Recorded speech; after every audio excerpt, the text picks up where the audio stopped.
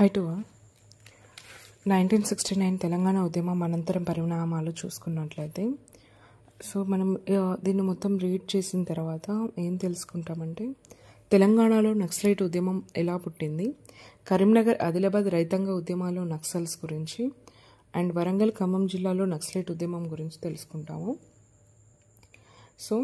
దీన్ని ఇంకా ఏంటంటే 1969 తెలంగాణ ఉద్యమ అనంతర పరిణామాలు తెలుసుకుంటాము, ఉద్యమదారుల పాత్రను అవగాహన చేసుకుంటాము, తెలంగాణలో నక్సలైట్ ఉద్యమాన్ని అనలైజ్ చేయగలుగుతాము. అండ్ వెళ్దామా. తెలంగాణ ప్రత్యేక రాష్ట్రం కోసం ప్రత్యక్షంగా పరోక్షంగా అనేక ఉద్యమాలు జరిగాయి. 1969 ఉద్యమం తెలంగాణ ప్రాంతాన్ని ఒక మిలిటరీ క్యాంపుగా తయారు చేసింది. 1967 ఎన్నికల తర్వాత ముఖ్యమంత్రి కాసు బ్రహ్మానంద రెడ్డి తిరుగులేని నాయకుడిగా ఆవిర్భవించారు. మొదట ఈ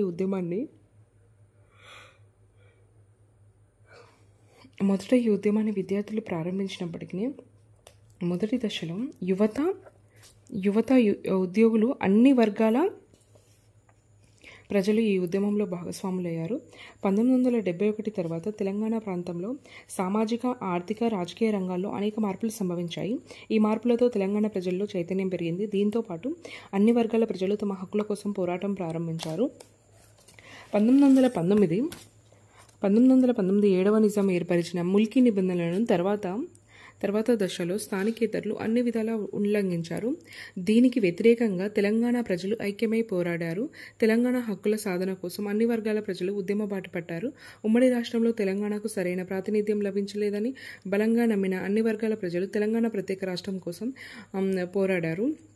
పోరాట దారిని ఎంచుకున్నారు. అయితే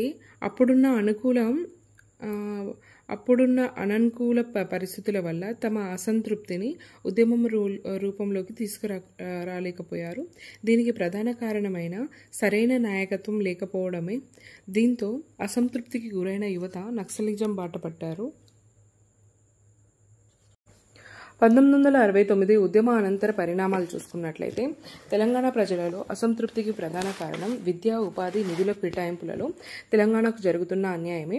నిధులు, నియామకాల్లో తెలంగాణ పట్ల తీవ్ర వివక్ష కనబరచడము వల్ల ప్రజల్లో తీవ్ర అసంతృప్తి చెలరేగింది. 1969 ఉద్యమం యువత, విద్యార్థులు నాయకత్వం వహించారు. ఇటువంటి పరిస్థితుల్లో 1971 మార్చిలో జరిగిన మధ్యంతర ఎన్నికల్లో తెలంగాణ ప్రజాసమితి అత్యధిక సీట్లు గెలుచుకుంది. అయితే పార్లమెంటరీ రూపం తీసుకున్న ఈ పోరాటాన్ని కేంద్ర ప్రభుత్వం 1971 సెప్టెంబర్లో ఆనాటి ప్రధానమంత్రి శ్రీమతి ఇందిరాగాంధీ 5 సూత్రాల పథకం ప్రకటన ద్వారా చల్లబరిచింది. ఈ పథకంలో 5 సూత్రాల పథకంలో ముల్కీ నిబంధనలు పునరుద్ధరణ గురించి ప్రస్తావన చేర్చారు. దీంతో పాటు ఆనాటి ముఖ్యమంత్రి కాసు బ్రహ్మానంద రెడ్డి రాజీనామా చేయడం కూడా జరిగింది. దాంతో తెలంగాణ ప్రజాసమితి కాంగ్రెస్లో విలీనమైంది. ఈ విలీనాన్ని విద్యార్థులు, యువత వ్యతిరేకించినప్పటికీ అప్పటి పరిస్థితుల్లో 1971 సెప్టెంబర్ 30న తెలంగాణ ప్రాంతానికి చెందిన పివి నరసింహారావు ముఖ్యమంత్రి కావడంతో ఉద్యమం చల్లబడింది. పివి నరసింహారావు విశాలాంధ్ర ఉద్యమంలో పాల్గొనడము, బ్రహ్మానందరెడ్డి మంత్రివర్గంలో పనిచేయడం వల్ల ఆంధ్ర ప్రాంత ప్రజల నుంచి పెద్దగా వ్యతిరేకత ఎదుర్కొనలేదు. దీని తర్వాత 1972 ఫిబ్రవరి 14న 5 న్యాయమూర్తులతో కూడిన Andhra Pradesh high court full bench Mulki నిబంధనలు రాజ్యాంగబద్ధం కాదని తీర్పునిచ్చింది. ఎప్పుడు తీర్పునిచ్చింది? 1972 ఫిబ్రవరి 14న. ఎంతమంది ఉన్నారంటే 5 న్యాయమూర్తులతో కూడిన హైకోర్టు ఫుల్ బెంచ్ రాజ్యాంగబద్ధం కాదని తీర్పునిచ్చింది. నిజానికి ముల్కీ నిబంధనలు అంటే స్థానికులకు రిజర్వేషన్లు తెలంగాణలో స్వాతంత్రానికి పూర్వమే అమల్లోకి వచ్చాయి. 1956లో పెద్ద మనుషుల ఒప్పందంలో భాగంగా తెలంగాణలో ఆంధ్రాలో విలీనం సందర్భంగా ముల్కీ నిబంధనలను కొనసాగిస్తామని హామీ ఇచ్చారు. వీటిని సక్రమంగా అమలు చేయలేదు. ఇదే 1969 ఉద్యమానికి ప్రధాన కారణం. ఈ ఉద్యమ సమయంలో అక్రమంగా నియమించబడిన 28,000 మంది ఆంధ్ర ఉద్యోగులను వెనక్కి పంపిస్తామని హామీ ఇచ్చింది. దీనికోసం జీవో నెంబర్ 36ను జారీ చేసింది. ఈ జీవోను అమలును ముల్కీ నిబంధనలను వ్యతిరేకిస్తూ కొందరు హైకోర్టులో కేసు వేశారు. కేసు హైకోర్టులో చాలా కాలం సాగింది. తర్వాత హైకోర్టు ఇచ్చిన తీర్పుతో ఆనాటి వరకు సమైక్య రాష్ట్రం కావాలన్న వారు కూడా తమ అభిప్రాయాన్ని మార్చుకొని తెలంగాణకు ప్రత్యేక రాష్ట్రం కావాలన్న డిమాండ్ను ముందుకు తెచ్చారు. ముల్కీ నిబంధనలను రాజ్యాంగ విరుద్ధమని హైకోర్టు తీర్పునివ్వడంతో తమకు ప్రత్యేక రాష్ట్రం కావాలన్న కోరిక అప్పటి వరకు తటస్థంగా ఉన్న తెలంగాణ ప్రముఖుల్లో కూడా అధికమైంది. ఇది జరిగిన 3 రోజుల తర్వాత ఫిబ్రవరి 17న వరంగల్లోని అజంషాయి మిల్ మైదానంలో జరిగిన బహిరంగ సభలో అప్పటి ప్రధానమంత్రి ఇందిరాగాంధీ తెలంగాణకు అన్యాయం జరగబోమని ప్రకటించింది. ఎక్కడ?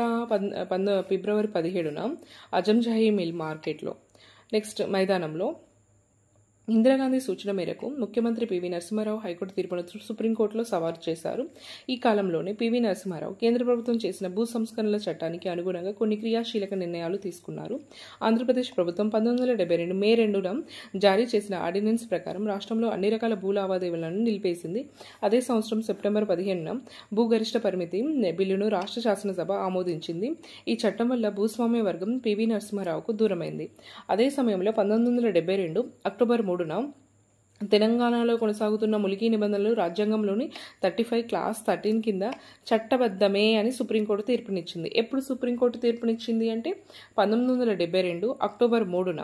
అది దేని ప్రకారం అంటే రాజ్యాంగంలోని 35 క్లాస్ 13 ప్రకారము.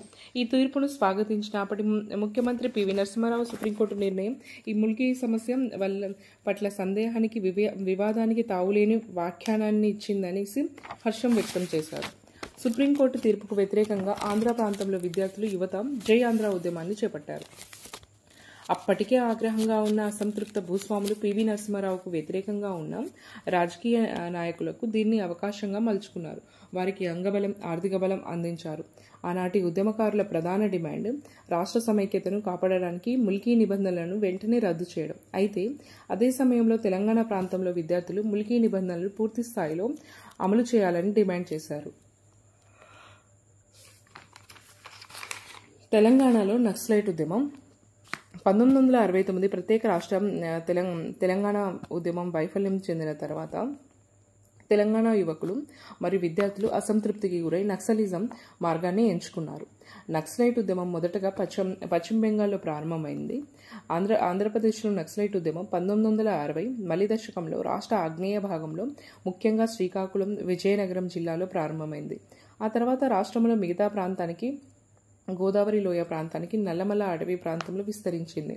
1968లో కమ్యూనిస్టు పార్టీ మార్క్సిస్ట్ సిపిఐఎం ప్లీనం నుంచి భారత communist party of India Marxist Leninist అంటే సిపిఐఎంఎల్ సమైక్య ఆంధ్రప్రదేశ్లో బహిష్కృతమైన తరిమిల నాగిరెడ్డి, శ్రీ ప్రహ్లాదరావు వీళ్ళు ఎవరంటే టిఎన్ఆర్ సిపిఆర్గా ప్రసిద్ధి చెందారు. వీళ్ళు ఆవిర్భవించింది. ఈ పార్టీ లక్ష్యాలు ఆర్థిక ఇబ్బందులను ఎదుర్కొన్న కార్మికులు, కర్షకులు మరియు ఆదివాసులను సమీకరించి చివరిగా రాష్ట్ర అధికారంను చేపట్టడం. కానీ ఈ రాష్ట్రంలో 2 కేంద్రాల నుంచి పోరాటాలను నిర్వహించాయి. ఇందుకోసం ఆంధ్రప్రదేశ్లో శ్రీకాకుళం, తెలంగాణలో విభిన్న వ్యూహాలను రూపొందించుకున్నాయి. శ్రీకాకుళంలో ఉద్యమాన్ని చారు ముజుందర్ మార్గమైన వర్గపరమైన శత్రువులను నిర్మించడానికి మరియు తక్షణమే సాయుధ పోరాటం చేయాలనే లక్ష్యంతో ప్రారంభించారు. అలాగే తెలంగాణ జిల్లాలో టిఎన్ఆర్ అంటే ఎవరు? తరిమెల నాగిరెడ్డి అండ్ సిపిఆర్ ప్రహ్లాదరావు భూ సంబంధమైన పోరాటాలను ప్రజలకు లక్ష్యం చేయడానికి ఉద్యమం నిర్వహించారు. సో వీళ్ళు ఏం చేశారంటే భూ సంబంధమైన పోరాటాలతో ప్రజలను ఐక్యం చేయడానికి ఉద్యమం నిర్వహించారు. తరిమెల నాగిరెడ్డి భారతదేశంలో ఒక ముఖ్య కమ్యూనిస్టు నాయకుడు. ఇతడు రివాల్యూషనరీ కమ్యూనిస్టు కమిటీలో పనిచేస్తూ అనేక కార్యక్రమాలను అంకిత భావంతో నిర్వహించాడు. నక్సలైట్ ఉద్యమాన్ని కన్నా ముందే తెలంగాణ జిల్లాలలో ప్రజలు తెలంగాణ సాయుధ పోరాటం చేశారు. ఆనాడు ఉద్యమానికి కమ్యూనిస్టులే నాయకత్వం వహించారు. వీరు వివిధ రూపాల్లో ఉన్న అర్ధ భూస్వామ్య దోపిడీకి వ్యతిరేకంగా స్వాతంత్రానంతరం పోరాడారు. తెలంగాణ సాయుధ పోరాటం తర్వాత భారత ప్రభుత్వం భూ సంస్కరణల విధానం అంతర్జాతీయ స్థాయిలో క్రుష్చేవ్ నేతృత్వంలో అంటే నాయకత్వంలో కమ్యూనిస్టుల సూచనల వల్ల వీరు భారతదేశ పార్లమెంటరీ ఎన్నికల్లో పాల్గొనాలని నిర్ణయానికి వచ్చారు. అయితే తర్వాత దశలో తెలంగాణ సాయుధ పోరాట ఫలితాలు పూర్తిగా అమలుకు నోచుకోకపోవడం వల్ల తిరిగి భూస్వామ్య దోపిడీ కొనసాగుతూనే ఉంది. ఇంకా తెలంగాణలో నక్సలైట్ ఉద్యమ పుట్టుక గురించి చూసుకున్నట్లయితే ఆంధ్రప్రదేశ్లోని నక్సలైట్ ఉద్యమ మూలాలు తెలంగాణ సాయుధ పోరాటం లేదా 1946 నుంచి 51 సంవత్సరాల మధ్య జరిగిన తెలంగాణ సాయుధ పోరాటంగా ప్రసిద్ధి చెందిన దానిలో ఉంది. తర్వాత దీన్ని మావోయిస్టులు నమూనాగా తీసుకొని తెలంగాణలో, ఆంధ్రాలో గ్రామాల్లో ఈ పోరాట రూపాలను కొనసాగించారు. 1960 మలి దశకంలో నక్సలైట్ ఉద్యమం ప్రారంభమైనప్పటికీ 1978, 1987ల మధ్య కాలంలో ఇది అధికంగా విస్తరించింది. ఈ కాలంలో అనేకమైన సంస్థలు నక్సలైట్ ఉద్యమంతో సహకరించాయి. అత్యవసర పరిస్థితి సమయానంతరం జాతీయ స్థాయిలో నక్సలిజంలో 3 గ్రూపులు ఉన్నాయి. ఆంధ్రప్రదేశ్లో ఈ మూడింట్లో 2 ప్రాధాన్యత గల వర్గాలు. ఇందులో ఒక వర్గము ఆంధ్రప్రదేశ్లోని సిపిఐ-ఎంఎల్ జనశక్తి. ఈ పార్టీ సాయుధ పోరాటంలో పాటు పార్లమెంట్ కార్యక్రమాల్లో పాల్గొంది. మరో వర్గము సిపిఐ-ఎంఎల్ పీపుల్స్ వార్. ఇది ప్రజల సాయుధ పోరాటం ద్వారా రాష్ట్రంలో అధికారం సాధించడం లక్ష్యం. ఇది 1980 దశకంలో ప్రధాన శక్తిగా ఆవిర్భవించింది. పీపుల్స్ వార్ గ్రూప్ పీడబ్ల్యూజీ రాష్ట్రంలో 20 జిల్లాలలో ఆధిపత్యం వహించింది. ఉత్తర తెలంగాణ జిల్లాలైన ఆదిలాబాద్, నిజామాబాద్, కరీంనగర్, వరంగల్, ఖమ్మంలలో దీని ప్రభావం కనిపిస్తుంది. సో కరీంనగర్, ఆదిలాబాద్ రైతాంగ ఉద్యమాల్లో నక్సలైట్స్ గురించి చూసుకున్నట్లయితే 1967-71 మధ్యకాలంలో భారతదేశ వ్యాప్తంగా తొలి దశ నక్సలైట్ ఉద్యమం వ్యాప్తి చెందింది. ఇది కొంతకాలం వెనుకబడినప్పటికీ తర్వాత దశలో కరీంనగర్, ఆదిలాబాద్ జిల్లాలో జరిగిన రైతాంగ ఉద్యమాల్లో తమ ప్రభావాన్ని చూపింది. ఈ ఉద్యమ ఫలితంగా కరీంనగర్, ఆదిలాబాద్ జిల్లాలో 1977 కన్నా ముందున్న అవినీతి, పెత్తందారీతనము, వెట్టి రుణాల వంటి అనేక సమస్యలకు పరిష్కారం లభించింది. జాతీయ అత్యవసర పరిస్థితిని ఎత్తివేసిన తర్వాత చైతన్యంతో ఈ ప్రాంత ప్రజలు భూస్వామ్య వ్యవస్థకు వ్యతిరేకంగా పోరాట బాట పట్టారు. వీరి నాయకత్వంలో దున్నేవాడిదే భూమి నినాదంతో అనేక పోరాటాలు జరిగాయి. ప్రభుత్వం, భూస్వాములు ఈ ఉద్యమాన్ని అణచడానికి అనేక ప్రయత్నాలు చేశారు. రైతులు తమ వేతనాలు పెంచాలని, వెట్టిని నిర్మూలించాలని, ప్రభుత్వ పోడు భూములను పేదలకు పంచాలని డిమాండ్తో ఉద్యమం నిర్వహించారు. వీరికి విద్యార్థులు, యువతం, గని కార్మికులు, కళాకారులు తమ తోడ్పాటును అందించారు. ఈ ఉద్యమం నెమ్మదిగా రాజకీయ రూపం తీసుకుంది. సిపిఐ-ఎంఎల్, పీపుల్స్ వార్, జనశక్తి, ప్రజాబంధ, ప్రతిఘటన పార్టీలు ఈ ఉద్యమానికి నాయకత్వాన్ని అందించాయి.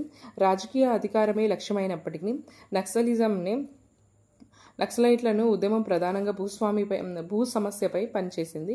మొదట్లో కొన్ని గ్రామాల్లోనే ఇది ప్రారంభమైనప్పటికీ తర్వాత మిగతా ప్రాంతాలకు వ్యాపించింది. ఈ కమ్యూనిస్టు పార్టీలు ప్రజలకు గొరిల్లా శిక్షణ అందించి ప్రత్యేక దళాలను తయారు చేసుకున్నాయి. 1990 తర్వాత వచ్చిన ఆర్థిక సంస్కరణల ఫలితంగా ఏర్పడ్డ సంక్షోభాన్ని ఎదుర్కోవడానికి వీరు ప్రజా ఉద్యమాలు నిర్వహించారు. నెక్స్ట్ వచ్చేసి వరంగల్, ఖమ్మం జిల్లాలో నక్సలైట్ ఉద్యమం ఎలా ఉంది చూస్తే, వరంగల్ జిల్లా ఆంధ్రప్రదేశ్, భారతదేశంలో నక్సలైట్ ఉద్యమంచే ప్రభావితం అయింది. ఈ జిల్లాలో 1970 దశకంలో తీవ్రమైన హింస జరిగింది. ఇక్కడ చారిత్రాత్మకమైన తెలంగాణ సాయుధ పోరాటం, తెలంగాణ సాయుధ రైతాంగ పోరాటం జరిగింది. ఈ జిల్లా రాష్ట్రంలో నక్సలైట్ ఉద్యమానికి క్షేత్రము. ఇక్కడి సామాజిక, ఆర్థిక పరిస్థితులు చాలా వరకు పాక్షిక భూస్వామ్య వర్గ దోపిడీ నెలకొని ఉండడంతో తెలంగాణలో వరంగల్ జిల్లాలో ఈ నక్సలైట్ ఉద్యమం ప్రజల మద్దతు పొందింది. వ్యవసాయ రంగంలో సహకార సంబంధాలు అభివృద్ధి చెందడంతో వ్యవసాయ రంగంలో ఉన్న సంక్షేమం కొంతమేరకు తగ్గింది. దీనికి సంబంధించి వ్యవసాయ కార్యక్రమాలను రాష్ట్ర ప్రభుత్వ విధానంలో ఎగువ మరియు దిగువ పరిస్థితులను అనుసరించి వ్యవసాయ రంగంలో కీలకమైన మార్పులను తెచ్చింది. ఈ విధంగా అభివృద్ధి చెందిన వ్యవసాయ విధానాలు వ్యవసాయ ఆర్థిక వ్యవస్థలో పెరిగి దీని ఫలితంగా వ్యవసాయం వృద్ధి చెందింది. వరంగల్ జిల్లా ఈ విధమైన మార్పులకు సాక్ష్యము. నాణానికి బొమ్మ బొరుసు వలె నక్సలైట్ ఉద్యమ ప్రభావిత ప్రాంతాల్లో అభివృద్ధితో పాటు జీవన విధానంలో మార్పులపై ప్రభావాలు చూపింది.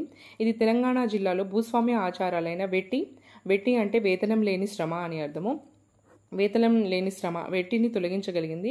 చిన్న, సన్నకారు రైతులు మరియు వ్యవసాయ కూలీలు వారి హక్కులను పొందారు. అండ్ నెక్స్ట్ వచ్చేసి వ్యవసాయంలో పనిచేసే పరిస్థితులు మారడము, వేతనం పెరగడం జరిగింది. ఈ ఉద్యమం ఖచ్చితంగా భూములు కలిగి ఉండటంలో వ్యతిరేకంగా ఉండి అసమానతను తగ్గించింది. నక్సలైట్ ఉద్యమం ప్రధానంగా గ్రామీణ వ్యవసాయ సమస్యలైన భూమి, వేతనాలు, అటవీ వనరుల దోపిడీకి వ్యతిరేకంగా గిరిజన హక్కులు, ఆదివాసులు లేదా గిరిజనుల బదలాయింపు గురించి, ఇంకా దళిత సమస్య గురించి ఈ ఉద్యమం సాగింది. సో ఈ కన్క్లూజన్ ఏంటంటే లాస్ట్కి 1969 తెలంగాణ ఉద్యమంలో విద్యార్థులు, ఉద్యోగులు, అన్ని వర్గాల ప్రజలు, ముఖ్యంగా మహిళలు చురుకుగా పాల్గొన్నారు. ముఖ్యంగా మధ్యతరగతి మహిళలు, గ్రామీణ ప్రజల భాగస్వామ్యం అనేది ముఖ్యమైంది. 1969 ఉద్యమం వైఫల్యం తర్వాత తెలంగాణ యువత మరియు విద్యార్థులు తమ సమస్యలను పరిష్కారానికి నక్సలిజం మార్గాన్ని ఎన్నుకున్నారు. 1969 ఉద్యమం ప్రత్యేక తెలంగాణ లక్ష్యాన్ని సాధించలేకపోయినప్పటికీ తెలంగాణ ప్రజలలో విత్తనాలను మాత్రం నాటగలిగింది.